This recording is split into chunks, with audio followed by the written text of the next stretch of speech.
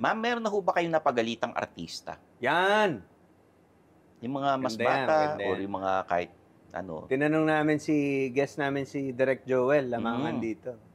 Oh, binulong niya yung mga, meron ka bang sinigawan na artista? Binulong niya. Mahaba yung bulong eh.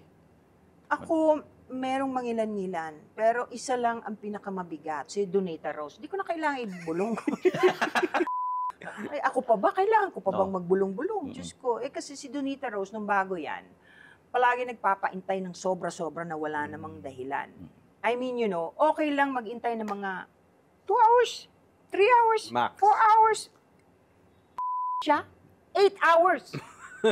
Di nung inantay ko siya dumating. Donita, ano ba naman No. yan? Kaibigan ko yan eh. Oo, and then this was before, when she was younger.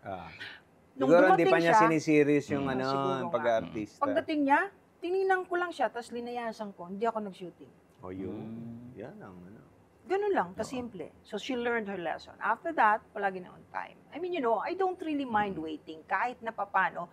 Alam ko naman na tayo, every now and then, nalilate. Di ba? Pero wag naman ganun kahaba. Oh. 8 hours. Huwag ka tumingin sa akin kasi. Hindi, si Jano, ano lang. Jano, hindi naman 10 ako minutes lang. Oh, hindi naman ako Oo, ganun eh. nalilate.